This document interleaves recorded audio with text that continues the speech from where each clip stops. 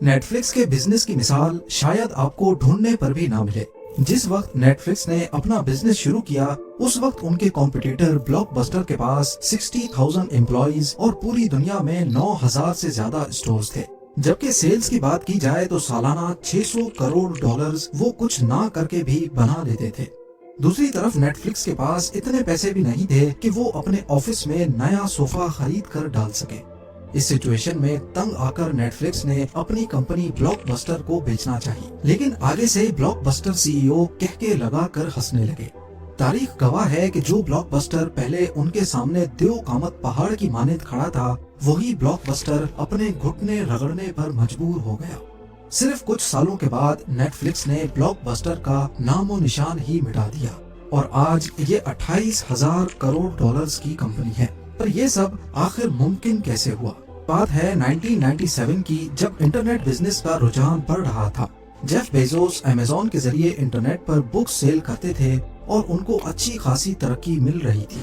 Mark Randolph भी कोई internet business ही start करना चाहते थे, लेकिन मसला ये था कि कौन सा बिजनेस स्टार्ट किया जाए। कई महीनों तक मार्क जहाँ भी जाते अपने साथ हमेशा एक नोटबुक रखते जिसमें वो नए नए बिजनेस आइडियाज लिखते और फिर वो आइडियाज अपने दोस्त रीड हेस्टिंग्स के साथ शेयर करते। इंटरनेट पर पेट फूड से लेकर बेसबॉल बैट्स बेचने तक मार्क के पास अनगिनत आइडियाज मौजूद थे, लेकिन रीड हेस्टिंग्स को इनमें से एक भी आइडिया पसंद नहीं आया। रीड चाहते थे कि वो इंटरनेट पर कोई ऐसा बिजनेस शुरू करें जिसके लिए कस्टमर उनको एक बार ढूंढना पड़े और फिर वही कस्टमर बार बार उनको कमा कर दे। कई महीनों तक आइडियाज शेयर करने का ये सिलसिला चलता रहा, लेकिन फिर फाइनली उन दोनों को एक आइडिया समझ आ ही गया, वीडियो टेप्स, जो उस दौर में एंटरटेनमेंट का अकेला जरिया थी। लोग वीकेंड्स पर अपने करीबी ब्लॉकबस्टर स्टोर पे जाते, वहाँ घंटों तक अपनी पसंद की मूवी सेलेक्ट करने के बाद उसको रेंट पे ले जाते थे और अगर वीडियो टेप टाइम पर वापस ना की तो उस पर फाइन लगता था। जिस वक्त उनको ये आइडिया आया उस वक्त रीड हेस्टिंग्स के ऊपर $40 का फाइन था, जो उन्होंने ब्लॉकबस्टर को वीडियो टेप लेट वापस करने की वजह से देना था। रीड का मानना था कि इस इंडस्ट्री में चेंज की बहुत सख्त जरूरत है और इंटरनेट पर मूवीज रेंट पे देने का आइडिया जरूर चलेगा। पर मसला ये था कि एक एक वीडियो कैसेट काफी भारी थी और उसको पोस्ट करना काफी कॉस्टली पड़ सकता था और पोस्टेज के दौरान जो टेप्स टूटेंगी उसका नुकसान अलग। ये एक बहुत बड़ा मसला था। तो अब मार्क और रीड को अपना नया इंटरनेट बिजनेस शुरू होने से पहले ही फेल होता दिखाई देने लगा। कुछ हफ्तों के बाद एक टेक मैगजीन के जरिए उनको पहली बार डीवीडी टेक्नोलॉजी का मालूम पड़ा। ये वीडियो कैसेट से काफी हल्की और सस्ती थी और उनको पोस्ट करना भी काफी सस्ता पड़ सकता था। रीड हेस्टिंग्स को ख्याल आया कि वीडियो टेप्स के बजाय मूवीज को अगर डीवीडीज में डालकर रेंट पे दिया जाए तो ये ज्यादा फायदेमंद होगा और यहीं से नेटफ्लिक्स के आइडिया की शुरुआत हुई। इनका बिजनेस मॉडल काफी सिंपल था। वो वेबसाइट पर डीवीडीज की बहुत बड़ी कलेक्शन डिस्प्ले करेंगे और जब भी कोई ऑर्डर आएगा तो कस्टमर के पास 2 दिनों में डीवीडीज उसके दरवाजे पर पहुंच जाएंगी। उसी एनवलप में एक प्रीपेड रिटर्न एनवलप भी रखा जाएगा जिससे कस्टमर को डीवीडी वापस पोस्ट करना भी आसान हो जाएगा। आइडिया तो सिंपल था, लेकिन इसको शुरू करने के लिए पैसों की जरूरत थी और ये इन्वेस्टमेंट मार्क और रीड दोनों के पास नहीं थी। जैसे तैसे करके उन्होंने एक छोटा सा लो बजट ऑफिस सेटअप किया जिसमें सस्ती फोल्डिंग टेबल्स और सेकंड हैंड फर्नीचर लेके डाला। एम्प्लॉयज को कम सैलरी पे रखा गया इस वादे के साथ कि अगर बिजनेस चल गया तो उनको बिजनेस में शेयर दिया जाएगा। नेटफ्लिक्स की इस छोटी सी टीम ने पहले चंद महीनों में एक वेबसाइट बनाई और डीवीडीज खरीदना शुरू की। आखिरकार महीनों की मेहनत के बाद वो नेटफ्लिक्स को पहली बार लॉन्च करने के लिए बिल्कुल तैयार थे। लॉन्च से पहले उन्होंने न्यूज आउटलेट्स के साथ इंटरव्यूज लाइनअप किए ताकि लॉन्च होते ही उनको बहुत सारी मीडिया कवरेज भी मिल जाए।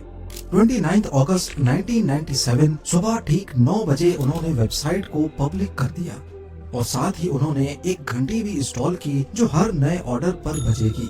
पहला ऑर्डर मार्क ने खुद प्लेस किया और पहली बार घंटी बजने लगी। 1 मिनट के बाद घंटी दोबारा बजी और इस बार ये रियल कस्टमर था। नेटफ्लिक्स टीम ने मुख्तलिफ इंटरनेट फोरम्स पे अनजान बनकर कमेंट्स पोस्ट किए जिसमें उन्होंने नेटफ्लिक्स की डीवीडी बाय मेल सर्विस को इंट्रोड्यूस करवाया, जिससे और ज्यादा मूवी फैंस ने नेटफ्लिक्स का रुख किया। पहले 15 मिनटों तक घंटी मुसलसल बजती रही, लेकिन फिर नेटफ्लिक्स की वेबसाइट क्रैश हो गई। उस दौर में सर्वर्स ऑफिस में ही रखे जाते थे, न कि प्रोफेशनल होस्टिंग सर्विस के पास। ये इशारा था कि नेटफ्लिक्स का सर्वर ज्यादा ट्रैफिक नहीं झेल पा रहा, यानी उनको ज्यादा सर्वर्स लगाने थे। उसी वक्त लोकल स्टोर से 8 नए सर्वर्स मंगाए गए और वेबसाइट को एक बार फिर से लाइव कर दिया गया। पहले दिन में नेटफ्लिक्स के पास 137 ऑर्डर्स रिसीव हुए, जो कि उनकी उम्मीद से काफी ज्यादा थे। और क्योंकि इसके बीच कई घंटों तक वेबसाइट हैवी लोड की वजह से बंद पड़ी थी, यानी असल में ऑर्डर्स इससे भी ज्यादा आने थे। उनको अपनी वेबसाइट के मसले हल करने की जरूरत थी ताकि ये बार बार क्रैश ना हो। नेटफ्लिक्स का पहला महीना काफी अच्छा गुजरा, लेकिन मार्क और रीड ने जैसा सोचा था वैसा नहीं हुआ, क्योंकि उनके पहले महीने की सेल तो $94,000 थी, लेकिन इसमें से डीवीडी रेंट पे लेने की सेल्स सिर्फ $1,000। ज्यादातर लोग डीवीडी रेंट पे नहीं ले रहे थे, बल्कि डायरेक्टली पूरी डीवीडी खरीदना चाहते थे। उन्होंने कस्टमर्स को दोनों ऑप्शंस दे रखे थे कि या तो वो $25 की डीवीडी परचेज करें या फिर $4 की रेंट पे ले लें। मार्क और रीड चाहते थे कि उनकी रेंटल सर्विस को ज्यादा लोग इस्तेमाल करें, क्योंकि इससे एक ही डीवीडी बार बार रेंट पे जाएगी और जब तक वो डैमेज नहीं होगी तब तक उनका प्रॉफिट बनता रहेगा। उनको अच्छी तरह आइडिया था कि शुरुआत में वो डीवीडी सिर्फ इस वजह से सेल कर पा रहे हैं क्योंकि मार्केट में कोई दूसरा कॉम्पिटिटर नहीं है। कुछ हफ्तों के बाद उनको अमेज़न के जेफ बेजोस की तरफ से कॉल आई। जेफ बेजोस, जो कि पहले ही ऑनलाइन बुक्स की मार्केट में अपने कदम जमाए बैठे थे, वो अब डीवीडी मार्केट को भी कैप्चर करना चाहते थे। जेफ बेजोस नेटफ्लिक्स को खरीदना चाहते थे, जिससे उनको डीवीडी बेचने का चलता चलाया बिजनेस मिल जाएगा। दूसरी तरफ मार्क और रीड भी असल में डीवीडीज रेंट पे देना चाहते थे, ना कि उसको बेचना।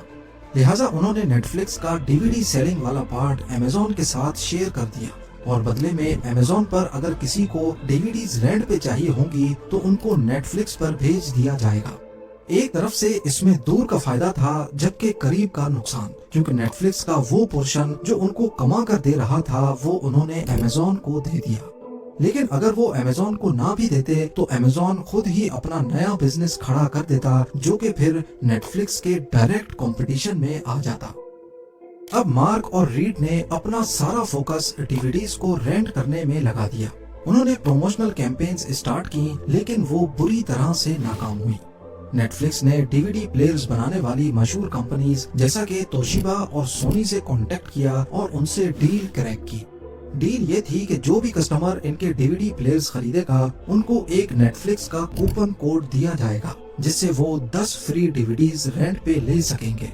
पर यह प्रमोशन फेल इस वजह से हुई क्योंकि डीवीडी प्लेयर्स पर कूपन कोड डब्बे के अंदर नहीं बल्कि डब्बे के बाहर ही चिपका दिए गए।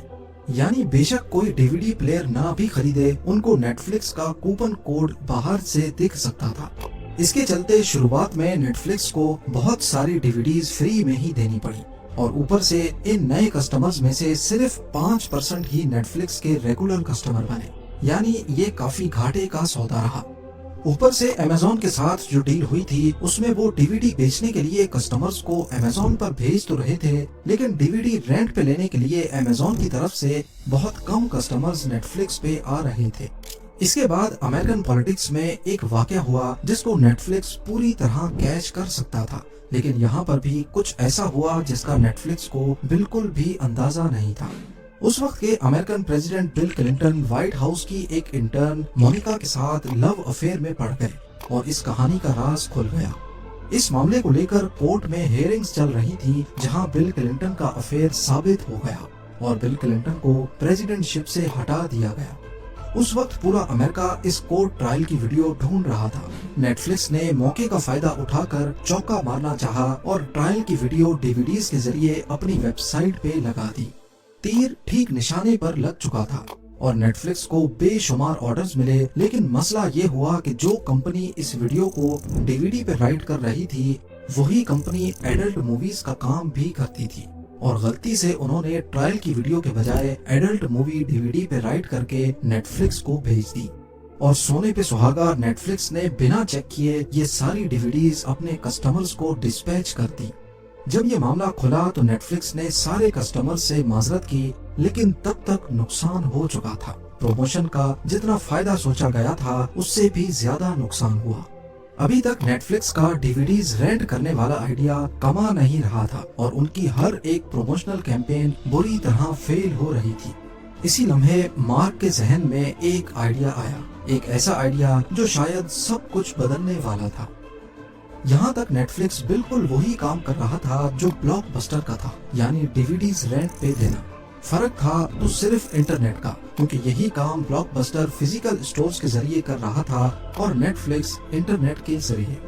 मार्क को आइडिया आया कि क्यों न हम सब्सक्रिप्शन सिस्टम स्टार्ट कर दें, जिसमें कस्टमर्स को मंथली फिक्स पैसे देने होंगे और उसके बदले में 4 डीवीडीज उनको दी जाएंगी। इससे होगा ये कि 4 डीवीडीज हर वक्त कस्टमर्स के पास रहेंगी और वो जब चाहें अपनी पसंद की डीवीडी लेकर पुरानी वापस कर सकेंगे। जाहिर है इससे कस्टमर्स पर लेट फीस का दबाव कम हो जाएगा। खुशकिस्मती से ये आइडिया काम कर गया। पहले ही दिन जिन लोगों ने ये प्रमोशन देखी उनमें से 90% लोगों ने सब्सक्राइब कर लिया। यही वो कस्टमर्स थे जिनके लिए मार्क और रीड ने इतनी मेहनत की थी। सब्सक्रिप्शन की वजह से नेटफ्लिक्स की कमाई तेजी से बढ़ने लगी और एक ही कस्टमर हर महीने उनको पैसे देने लगा। दूसरी तरफ ब्लॉकबस्टर उनका सबसे बड़ा कॉम्पिटिटर 9000 से ज्यादा फिजिकल स्टोर्स चला रहा था और उनको सिर्फ लेट फीस की मद में सालाना $800 मिलियन मिलते थे, जबकि उस वक्त नेटफ्लिक्स की टोटल सेल्स ही सिर्फ $5 मिलियन थी। ये एक बहुत बड़ा फर्क है। कहा जाता है कि नेटफ्लिक्स की कामयाबी के पीछे अगर कोई था तो वो उनका अपना कॉम्पिटिटर ब्लॉकबस्टर ही था, क्योंकि अगर ब्लॉकबस्टर चाहता तो वो आसानी से नेटफ्लिक्स को उठते साथ ही हरा देता, लेकिन ब्लॉकबस्टर की सुस्ती ही उन्हें ले डूबी। ब्लॉकबस्टर इंटरनेट बिजनेस को बहुत हल्के में ले रहा था और क्योंकि उनके अपने फिजिकल स्टोर्स चल रहे थे, इसी वजह से उनको छोटे इंटरनेट बिजनेस की जरूरत महसूस ही नहीं हुई। नेटफ्लिक्स के मालिकान को अच्छी तरह मालूम था कि उनका बिजनेस सिर्फ तब तक चल रहा है जब तक ब्लॉकबस्टर भी DVD by mail service start नहीं करता। लिहाजा उन्होंने प्लान बनाया कि क्यों न हम अपना पूरा चलता चलाया बिजनेस ब्लॉकबस्टर को ही बेच दें। इससे उनको अच्छी खासी रकम भी मिल जाएगी और वो इसी बिजनेस में काम भी करते रहेंगे, जाहिर है ब्लॉकबस्टर के पे रोल पे। तो अब उन्होंने ब्लॉकबस्टर के सीईओ के साथ मीटिंग फिक्स की। पहले तो ब्लॉकबस्टर के सीईओ ने चुप करके उनकी ऑफर सुनी और फिर उनकी डिमांड तलब की। रीड हेस्टिंग्स ने झट से बोला $50 मिलियन। ये सुनते ही ब्लॉकबस्टर का सीईओ जोर जोर से हंसने लगा। मार्क और रीड को अच्छी तरह अंदाजा हो गया कि ब्लॉकबस्टर का नेटफ्लिक्स को खरीदने में कोई इंटरेस्ट नहीं है और उनको वहां से खाली हाथ उठकर जाना पड़ा। वक्त गुजरता गया और नेटफ्लिक्स की सब्सक्रिप्शंस बढ़ती चली गईं, लेकिन ब्लॉकबस्टर अपनी ही जिद पे अड़ा रहा कि इंटरनेट बिजनेस जैसी कोई चीज ज्यादा नहीं चल सकती। लेकिन फिर 2004 में पहली बार ब्लॉकबस्टर को एहसास हुआ कि आहिस्ता आहिस्ता इनके कस्टमर्स टूट टूट कर नेटफ्लिक्स पे साइन अप कर रहे हैं, जहां उनको घर बैठे उनकी पसंद की डीवीडी मिल जाती है। इस पॉइंट पे ब्लॉकबस्टर ने अपनी खुद की DVD by mail service start की, लेकिन अब बहुत देर हो चुकी थी। नेटफ्लिक्स को अपने कस्टमर्स का बिहेवियर समझने में 7 साल लग चुके थे। उन्होंने अपनी वेबसाइट पे ऐसे एल्गोरिथम्स इंस्टॉल किए जिससे कस्टमर्स को सिर्फ वही मूवीज शो होती जिनमें उनका इंटरेस्ट था। और जाहिर है ब्लॉकबस्टर चाह कर भी ये सब इतना जल्दी नहीं कर सकता था। 2007 में जब ब्लॉकबस्टर अपनी डीवीडी बाय मेल सर्विस को प्रमोट कर रहा था, उसी वक्त Netflix video on demand service launch करने की जुस्तजू में था, जैसा कि इंटरनेट पर ही मूवीज की स्ट्रीमिंग, यानी डीवीडीज का झंझट ही नहीं, डायरेक्ट आओ मूवी देखो और कहानी खत्म। दुनिया में पहली बार कोई स्ट्रीमिंग साइट ऐसा कर रही थी। इससे नेटफ्लिक्स को अमेरिका से भी बाहर पूरी दुनिया के कस्टमर्स मिलना शुरू हुए, क्योंकि डीवीडी बाय मेल सिर्फ वो अमेरिका में ही पोस्ट कर सकते थे। दूसरी तरफ ब्लॉकबस्टर अपनी आखिरी सांसें गिन रहा था। उन्होंने हड़बड़ाहट में ऐसे कदम उठाना शुरू कर दिए जिससे उनका बिजनेस बहुत अफेक्ट हुआ, जैसा कि नेटफ्लिक्स की तरह लेट फीस का हटाना या फिर वीडियो कैसेट की रिवाइंड फीस भी माफ कर देना। जब कोई कस्टमर रिवाइंड किए बगैर उनको वीडियो टेप वापस करता तो ब्लॉकबस्टर दोबारा से रिवाइंड करने के अलग से पैसे लेता था। यानी ब्लॉकबस्टर इतने सालों तक कस्टमर्स को निचोड़ कर उनसे पैसे निकाल रहा था और वहीं नेटफ्लिक्स अपना कस्टमर एक्सपीरियंस बेहतर करने में लगा था। आखिरकार और ज्यादा कस्टमर्स नेटफ्लिक्स पे साइन अप करने लगे और 2010 में ब्लॉकबस्टर का दिवालिया निकल गया और उन्होंने बैंकरप्सी के लिए फाइल कर दिया। ब्लॉकबस्टर टेक्नोलॉजी के साथ खुद को बदलने में काफी देर कर बैठा और यही कदम इसकी $1 बिलियन एम्पायर को ले डूबा। असल में ब्लॉकबस्टर ने जो किया वो ह्यूमन साइकोलॉजी का एक हिस्सा है। जब हमारा कोई बिजनेस चल रहा होता है तो हम चाहते हैं कि बस ये इसी तरह चलता रहे और खुद को बदलने से कतराते हैं, जबकि इसी दौरान कोई और आकर इसका फायदा उठाता है और मार्केट के गैप को पूरा कर देता है। ऐसा ही कुछ नोकिया मोबाइल्स और कोडैक फोटोग्राफी के साथ भी हुआ। उन्होंने भी टेक्नोलॉजी के साथ खुद में बदलाव नहीं लाया और दूसरी कंपनीज ने उनको पीछे छोड़ दिया। आज नेटफ्लिक्स के 13,000 एम्प्लॉइज पूरी दुनिया में फैले हुए हैं। कंपनी की मालियत 28,000 करोड़ डॉलर से भी ज्यादा है और ये सालाना करीब 1900 करोड़ डॉलर्स की सेल्स करते हैं। यानी जिस कीमत में पूरी नेटफ्लिक्स ब्लॉकबस्टर को ऑफर हुई थी उससे 380 टाइम्स ज्यादा सेल्स नेटफ्लिक्स ने सिर्फ पिछले साल की है। ये है ओरेगन में मौजूद ब्लॉकबस्टर का आखिरी स्टोर, जो असल में उन 9,000 स्टोर्स में से एक हुआ करता था। कंपनी ऑपरेटेड स्टोर्स तो सारे बंद हो गए, लेकिन ये आखिरी स्टोर अभी तक रेंट पे डीवीडीज देता है। आज यहाँ लोग डीवीडीज लेने कम बल्कि टूरिस्ट स्पॉट के तौर पे अपनी यादें ताज़ा करने जाते हैं।